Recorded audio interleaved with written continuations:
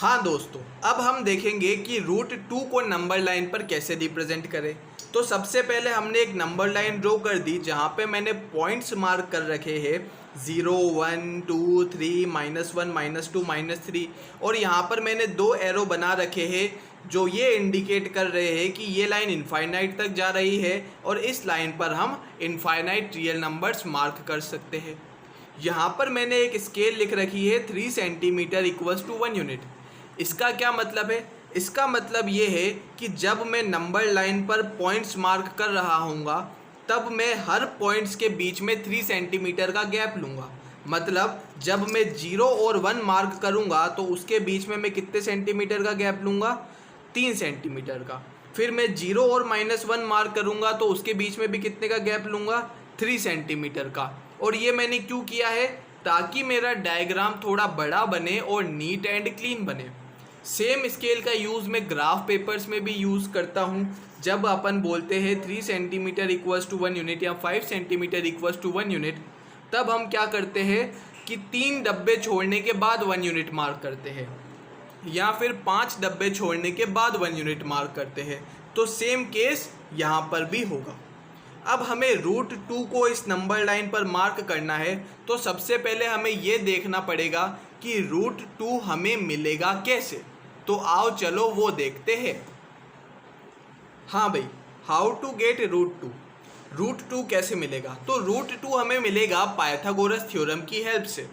अब जो बच्चे पाइथागोरस थ्योरम भूल चुके हैं मैं उनको वापस से रिवाइज करा दूं कि एक राइट एंगल ट्राइंगल में ये होता है हमारा बेस, ये होता है हमारा परपेंडिकुलर और जो हमारी लॉन्गेस्ट साइड होती है वो होती है हमारी हाइपोटेनियस। तो पाइथागोरस थ्योरम क्या कहती है कि हाइपोटेनियस का स्क्वायर इक्वल्स टू बेस का स्क्वायर प्लस परपेंडिकुलर का स्क्वायर।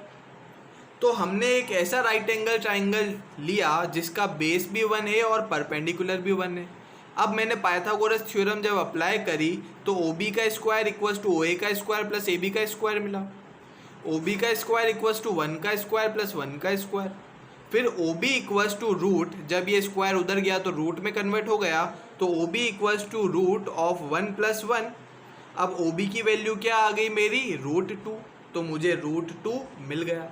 अब रूट 2 सेम तरीके से मैं नंबर लाइन में बनाऊंगा। नंबर लाइन में भी मैं बेस लूँगा 1 और परपेंडिकुलर लूँगा 1, तो मुझे रूट 2 मिल जाएगा।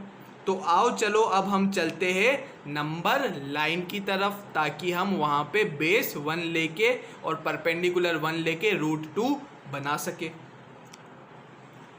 हाँ भाई, सबसे पहले मैं इस 0 को मार्क करूँगा पॉइंट O और इस 1 को मार्क करूँगा मैं पॉइंट A।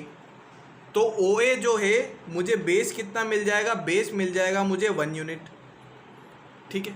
अब इस पॉइंट A पे मैं एक परपेंडिकुलर लाइन बनाऊंगा ताकि मैं एक राइट एंगल ट्राइंगल कंस्ट्रक्ट कर सकूं। तो मैंने परपेंडिकुलर बनाया प्रोटेक्टर की हेल्प से। आप लोग यहाँ पे सीधी लाइन भी खींच सकते हैं स्केल से या फिर कंपास की हेल्प से भी 90 डिग्री ड्रॉ कर सकते हैं।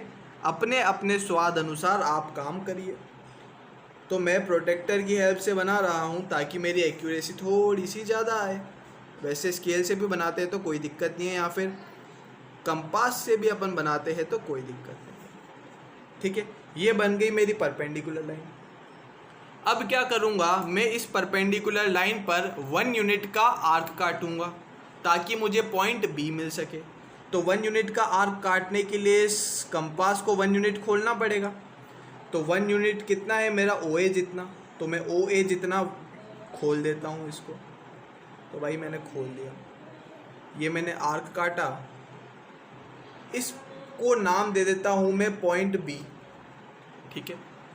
और AB की वैल्यू कितनी है? AB की वैल्यू है मेरी 1 यूनिट। अब क्या करता हूँ मैं? O और B को ज्वाइन कर लेता हूँ। O और B को ज्वाइन कर लेता हूँ। तो मैंने ज्वाइन कर लिया। ठीक है। अब O और B को जब मैंने ज्वाइन किया तो मुझे एक हाइपोटेनियस मिली OB जिसकी वैल्यू कितनी आएगी? जिसकी वैल्यू आएगी मेरी रूट 2। ठीक है, जिसकी वैल्यू आएगी मेरी रूट 2। अब मेरी अगली स्टेप क्या है, मैं पॉइंट ओ को सेंटर मान के एक आर्क कट करूँगा इस नंबर लाइन पर, और उस आर्क की लेंथ कितनी होगी, ओ बी। तो मैं पॉइंट ओ को सबसे पहले सेंटर मान लेता हूँ और ये आर्क मेज़र कर लेता हूँ ओ बी। अब इस ओ बी जितना मैं क्या करूँगा, एक आर्क कट करूँगा इस नंबर लाइन पर, तो कट करा। अब ये जहाँ पर कट कर रहा है इसको नाम दे देता हूँ मैं पॉइंट सी, और ये जो पॉइंट सी आएगा ना वही होगा मेरा root two, means O C equals to होगा रूट टू।